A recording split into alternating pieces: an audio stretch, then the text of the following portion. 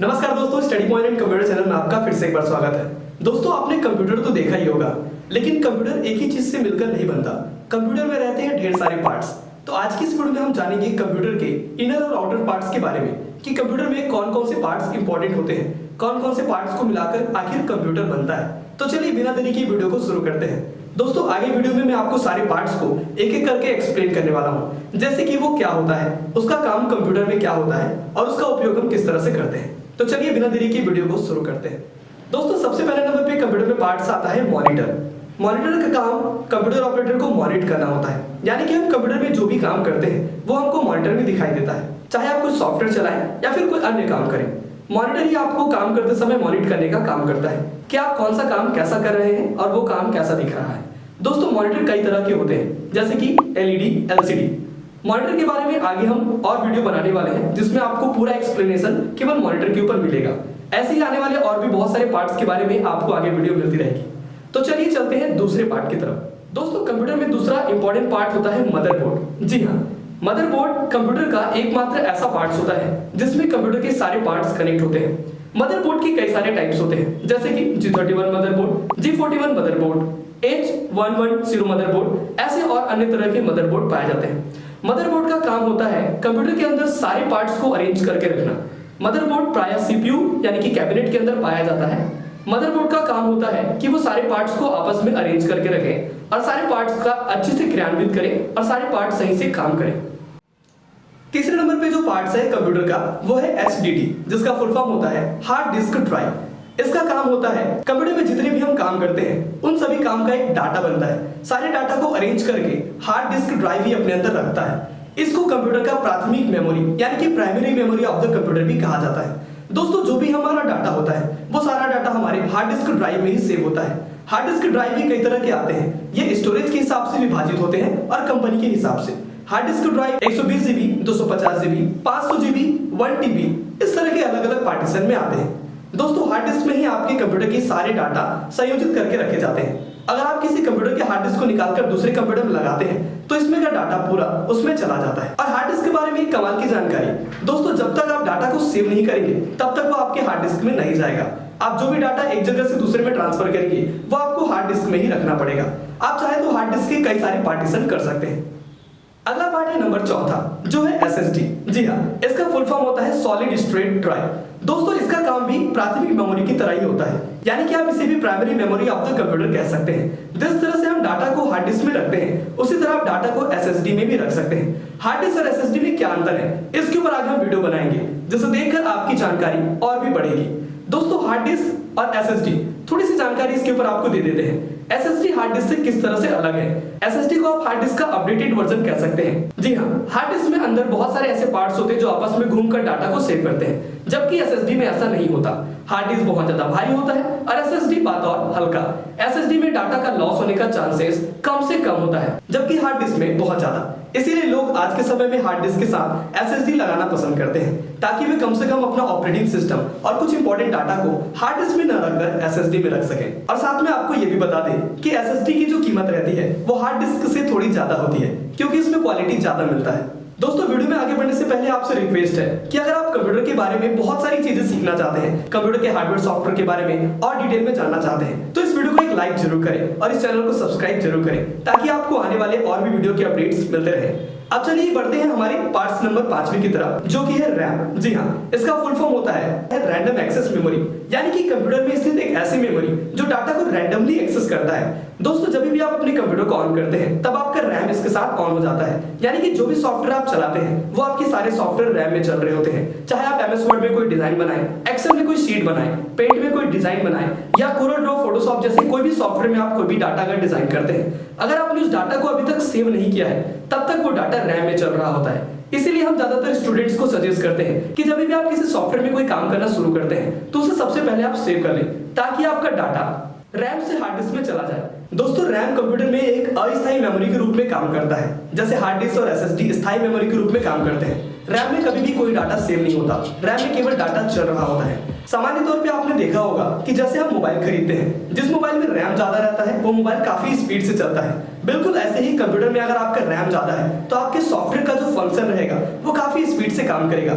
सीधे सीधे तौर पे आप कह सकते हैं कि जो रैम होता है वो आपके कंप्यूटर में जितनी भी कमांड्स चल रहे होते हैं, जितने भी सॉफ्टवेयर चल रहे होते हैं, उनको उतनी स्पीड से रन करने के लिए वो स्पेस देता है या फिर उतनी स्पीड से रन कराता है। तो रैम का प्रमुख काम ये होता है। रैम भी अलग अलग तरह के आते हैं, जैसे कि DDR1, DDR2, DDR3, DDR4, और इसके साथ साथ ही इसकी स्टोरेज की जो क्षमता रहती है यह भी 2GB, 4GB, 6GB, 8GB इस तरह से फंक्शन में बटे हुए रहते हैं। रैम के बारे में आगे आपको डिटेल वीडियो मिलेगा, इसलिए आप इस चैनल को सब्सक्राइब जरूर करिएगा।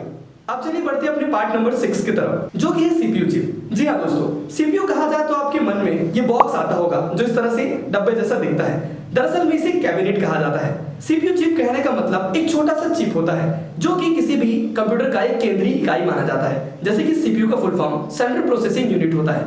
जितनी भी आप एक्टिविटी अपने कंप्यूटर में करते हैं, सारी चीजों को प्रोसेस करने का काम आपका ये प्रोसेसर चिप ही कराता है। ये एक छोटा सा होता है जिसमें बहुत सारे पिन होते हैं और CPU के भी अलग अलग प्रकार पाए जाते हैं। CPU चिप अलग अलग मदरबोर्ड में अलग अलग रैम के साथ फंक्शन करते हैं। इसीलिए एक कंप्यूटर का कोटेशन या फिर कॉन्फ़िगरेशन जब बताया जाता है तो CPU चिप सबसे प्रमुख या फिर सबसे पहले नंबर पे होता है। और आपको ये जानकारी होना चाहिए कि जो CPU चिप होता है वो मदरबोर्ड के सेंटर हिस्से में लगा होता है।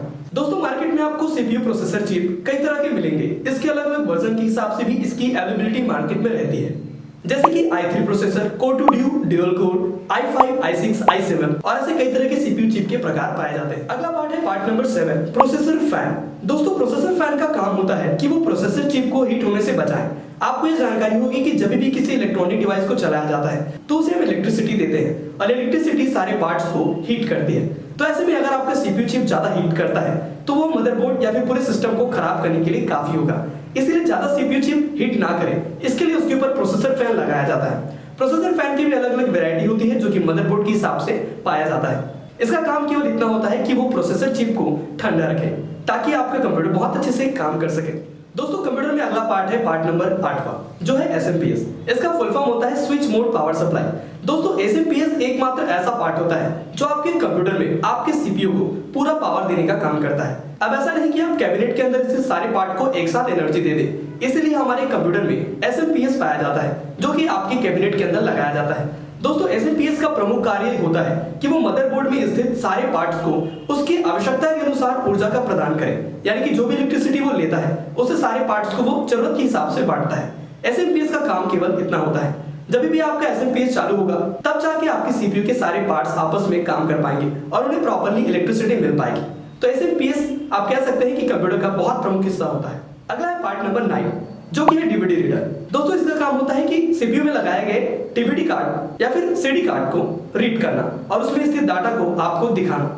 वैसे इसका यूज आज के समय में काफी कम हो गया है, क्योंकि जब से मार्केट में pen drive, external hard disk और इसी तरह के अन्य स्टोरेज डिवाइस आने लगे हैं, तब से CD का उपयोग आज के समय में काफी कम हो गया है। इसीलिए लोग अपने CPU में DVD रीडर बहुत कम लगाते हैं। दोस्तों कंप्यूटर में अगला पार्ट है पार्ट नंबर 10 जो कि है CMOS बैटरी। ये एक छोटी सी बैटरी होती है, लगभग 1 रुपए के सिक्के के बराबर। इसका काम होता है मदरबोर्ड में लगकर कंप्यूटर के डेट और टाइम को अच्छे से मैनेज करना, ताकि आपका टाइम और डेट बार बार कंप्यूटर को बंद चालू करने पे चेंज ना हो। इसकी वजह से आपको कंप्यूटर में इंटरनेट चलाने में प्रॉब्लम आती है।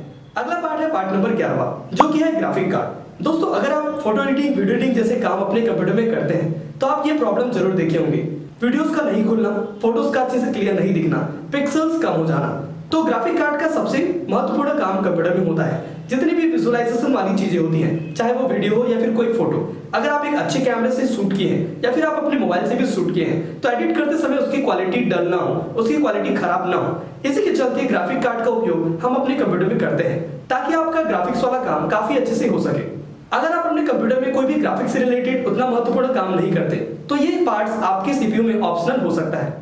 कंप्यूटर में अगला पार्ट है पार्ट नंबर 12 जो कि एक केबल है जिसे हम विजय केबल के नाम से जानते हैं। दोस्तों विजय का फुल फॉर्म होता है वीडियो ग्राफिक्स एरे, यानी कि जो भी काम आपके CPU में हो रहे हैं उसे मॉनिटर में दिखाने के लिए आपको CPU और मॉनिटर के बीच में एक ब्रिज बनाना जरूरी होता है, ताकि आपकी CPU में स्थित स्टोरेज आपके मॉनिटर में दिख सके, चाहे वो वीडियो हो, फोटो, म्यूजिक या फिर कोई अन्य ऑब्जेक्ट। दोस्तों विजय का दोनों साइड आप देखेंगे समान होता है। विजय का प्रमुख काम हमारे मॉनिटर और CPU को कनेक्ट करने के लिए ही होता है। कंप्यूटर के पार्ट्स में 13वें नंबर पे है हमारे पावर केबल्स। दोस्तों कंप्यूटर में मेनली 2 तरह के पावर केबल आप देखेंगे। पहला पावर केबल होगा मॉनिटर के लिए और दूसरा पावर केबल होगा हमारे सीपीयू के लिए। दोस्तों कोई भी इलेक्ट्रॉनिक डिवाइस को चलाने के लिए उसे पावर देना बहुत ज्यादा महत्वपूर्ण होता है। जब तक आप उसे अपने इलेक्ट्रिसिटी बोर्ड से पावर नहीं देंगे तब तक वो ऑन नहीं होगा। इसीलिए मॉनिटर और सीपीयू को पावर देना बहुत ज्यादा जरूरी होता है। आप केवल इन्हीं पावर केबल का इस्तेमाल करके अपने सीपीयू और अपने मॉनिटर को पावर देते हैं, जिसके द्वारा ही आपके मॉनिटर और सीपीयू को पावर मिल पाता है और वो अच्छे से चल पाता है। कंप्यूटर के पार्ट्स में अगला है 14वें नंबर पे कैबिनेट। जी हाँ दोस्तों, इस बॉक्स को ही कैबिनेट कहा जाता है। कैबिनेट एक खाली खोखा होता है जिसके अंदर हमारे कंप्यूटर के लगभग जितने पार्ट्स हमने अभी डिस्कस किए सारे पार्ट्स अरेंज करके रखे जाते हैं ताकि आपके पार्ट्स व्यवस्थित रहें, ज्यादा उन्हें डैमेज ना पड़े और एक जगह से दूसरी जगह ले जाने में आपको सहूलियत हो। कैबिनेट भी अलग अलग कंपनी के द्वारा बनाया जाता है और इसके साइजेस भी अलग अलग होते हैं, जैसे गेमिंग के लिए अलग कैबिनेट, नॉर्मल यूज के लिए अलग कैबिनेट और सीपीयू में पाए जाने वाले पार्ट्स के हिसाब से भी कैबिनेट की फंक्शनैलिटी होती है। आप इसी से ही अपने कंप्यूटर को चालू करते हैं। तो दोस्तों आज की इस वीडियो में केवल इतना ही। मैं उम्मीद करता हूं कि आपको यह वीडियो पसंद आया हो। इस वीडियो में बताए गए सारे कंप्यूटर के पार्ट्स आपको अच्छे से समझ में आ गया होगा कि कौन से पार्ट्स को क्या कहते हैं, उसका काम क्या होता है। आगे आने वाली वीडियो में मैं इन सभी पार्ट्स को आपको अच्छे से एक्सप्लेन करने वाला हूं, चाहे वो मदरबोर्ड हो, प्रोसेसर हो, एसएसडी हो, हार्ड डिस्क हो या फिर कोई अन्य तरह का केबल। इसके बारे में आपको डिटेल नॉलेज हम आगे देने की कोशिश करेंगे। तब तक के लिए इस चैनल पे बने रहिए। यदि आपने अभी तक इस चैनल को सब्सक्राइब नहीं किया तो सब्सक्राइब जरूर करें। वीडियो अच्छा लगा तो वीडियो को लाइक करें और इस वीडियो को शेयर करें अपने उन दोस्तों तक जिन्हें आप यह वीडियो दिखाना चाहते हैं। इस वीडियो को देखने के लिए आपका धन्यवाद। मिलते हैं नेक्स्ट वीडियो में, तब तक के लिए बाय।